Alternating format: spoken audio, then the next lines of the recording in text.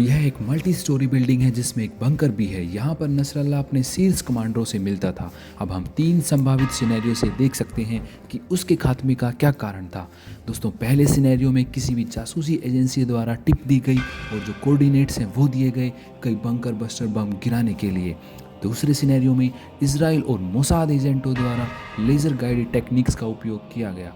दोस्तों, तीसरे सिनेरियो में जो 5 साल की कम्युनिकेशन हैकिंग है उसका उपयोग किया गया, जिससे उन्हें एग्जैक्ट डेट पता चला और उन्होंने इन दोनों इमारतों के कॉम्प्लेक्स में 80 बॉम्ब गिराए। इस बंकर बस्टर बम के पीछे की इंजीनियरिंग पर भी गौर करेंगे। GPU 39 और इस हमले में इस्तेमाल किए गए मार्क 82, ये सब इस आगे की वीडियो में है।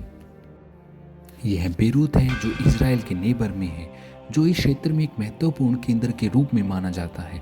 यहाँ की एक प्रमुख पहचान हिजबुल्ला का मुख्यालय है। दोस्तों, पहली नज़र में यह एक सिंपल सी 6 मंजिला बिल्डिंग है जिसमें एक सोलर पैनल की छत है। हालांकि बेसमेंट है और जिसके बारे में अफवाहें हैं कि इसमें सुरंगों का एक नेटवर्क है और ये सुरंगें इमरजेंसी एग्जिट के रूप में यूज़ की जाती हैं, जिससे हसन नसरल्ला एक हाई वैल्यू टारगेट था जो पिछले 4 वर्षों से छिपा हुआ था। IDF जो 6 स्टोरी बिल्डिंग कॉम्प्लेक्स की डेट, इवेंट और लोकेशन को ठीक से पहचानने में सक्षम था जहां माना जाता था कि वह मौजूद था। हालांकि ऐसी खबरें थी कि एक अंडर कवर एजेंट ने संभवतः इजरायली अधिकारियों को कार में नसरल्ला के आने के बारे में सूचित किया। वह कई नेताओं के साथ बैठक के लिए बेरूत के दक्षिणी उपनगरों में हिजबुल्लाह के अंडरग्राउंड हेडक्वार्टर में पहुंचा था। यह टिप इजरायली अधिकारियों को शनिवार 27 सितंबर की दोपहर को मिली। एक लड़ाकू विमान का लक्ष्य उस इमारत पर हमला करना था और इसके लेजर टारगेटिंग पोड का इस्तेमाल करते हुए एक विशेष बिल्डिंग पर फोकस करना था। इसके बाद लगभग 12 से 15 जेट्स ने न केवल एक बल्कि 80 टाइप्स के डिफरेंट बम गिराए और जो सबसे इम्पोर्टेंट बम था वह बंकर बस्टर बम था। इस कार्रवाई में सभी 6 संरचनाएं धाराशायी हो गई और इस प्रक्रिया में नसरल्ला का खात्मा हो गया। चलिए दोस्तों, दूसरे सिनेरियो पर विचार करते हैं। अगर ईरानी जासूस ने IDF की मदद नहीं की होती तो एक मोसाद एजेंट या सैनिक पास में हो सकता था जो नसरल्ला के स्थान की पुष्टि करता या संभवतः जमीन पर आधारित लेजर से लक्ष्य को उजागर करता। इस मामले में GPS कोऑर्डिनेट्स IDF को ट्रांसमिट किए जाते और जब सब कुछ रेडी होता तो F-15 जेट्स लगभग 80 बॉम्ब्स गिराते, जिससे पूरी 6 मंजिला इमारत को समतल कर दिया। हालांकि इसमें कई निर्दोष लोगों की जान गई, जो कि इस ऑपरेशन का एक दुखद पार्ट है दोस्तों। और अंत में तीसरे सिनेरियो पर आते हैं। यह सबसे संभावित है कि हिजबुल्लाह के कम्युनिकेशन सिस्टम को पिछले 5 सालों में हैक किया गया ताकि एनक्रिप्टेड मैसेज को दोस्तों इंटरसेप्ट किया जा सके और बिना लेबनान में कोई एजेंट भेजे 15 जेट्स ने बमों की बौछार गिराई, जिससे भूमिगत बंकर में पूरी की पूरी लीडरशिप को ख़त्म कर दिया गया।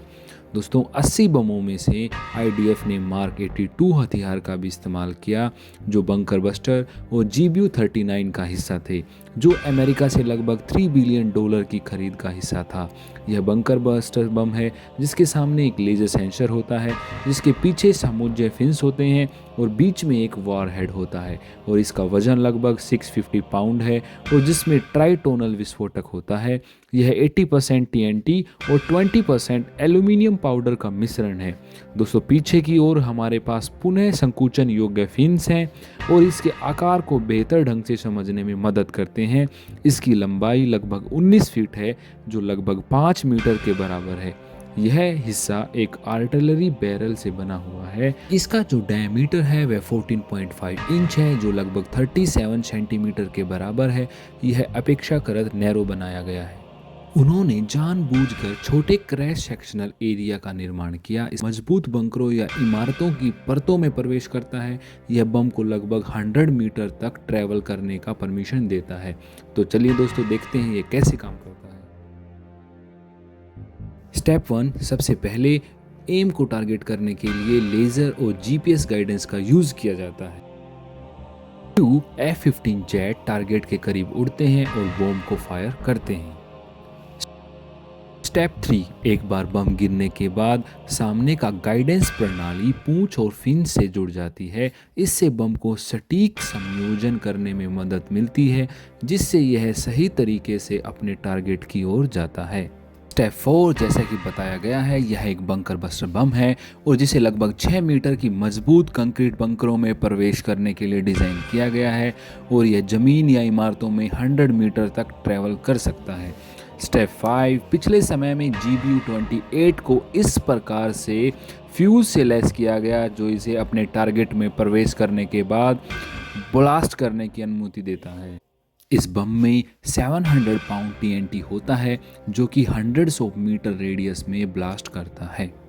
एक इंजीनियरिंग चैनल के रूप में हम मार्क 80 और 82 श्रृंखला के हथियारों को भी देखेंगे, जिन्हें एक गाइडेड बम में बदला जा सकता है। जब इसे छोड़ दिया जाता है तो यह सामान्य बम की तरह गिरता है। जैसे कि कहा गया है, बम को एक नोज फ्यूज, टेल फ्यूज या दोनों एक साथ फिट किया जा सकता है। जब बम जमीन पर गिरता है तो हैंडल फ्यूज सक्रिय हो जाता है। फ्यूज में FMU-139 का उपयोग किया जा सकता है, जिसे आमतौर पर डिले के लिए इस्तेमाल किया जाता है और इसे पायलट के द्वारा सेट किया जा सकता है। जब यह टारगेट पर पहुंचता है तो बम का वजन इमारत की कंक्रीट सतह में प्रवेश करता है, फ्यूज सक्रिय होता है और कंडुइट राइट 500 का विस्फोट कुछ सेकंड के प्रोग्राम के अनुसार करता है। इस बम की छोटी कीमत लगभग $4000 को देखते हुए ये काफ़ी नुकसान पैदा कर सकता है। अब हम इस बम को गाइडेड हथियार में अपग्रेड करने की प्रोसेस को देखेंगे। सबसे पहले मॉडिफिकेशन में जो ड्रैग टेल है उसको हटाया जाता है, जिससे गाइडेंस सिस्टम को लगाने के लिए स्पेस मिलता है और इस नए कॉन्फ़िगरेशन में टेल के अंदर हम इसके गाइडेंस किट की सभी मॉडिफिकेशन की जटिलताओं को जानते हैं। आप एक एडाप्टर रिंग पाएंगे जो टेलीमेट्री एंटीना को जोड़ने में सहायक होती है, जो डेटा ट्रांसमिट करने और संवेदनशील जानकारी की सुरक्षा के लिए एन्क्रिप्शन की बैटरी को सुरक्षित रखती है। इसकी संरचना में गहराई में जाने में हमें थर्मल बैटरियां मिलती हैं, फिन्स जो कि रणनीतिक रूप से मिसाइल को उसके टारगेट की और डायरेक्शन के लिए हेल्प करती हैं। ये फिन्स गियर्स द्वारा नियंत्रित होते हैं जो कि सटीकता से मैन्यूवर करते हैं और कमांड्स का जवाब देते हैं।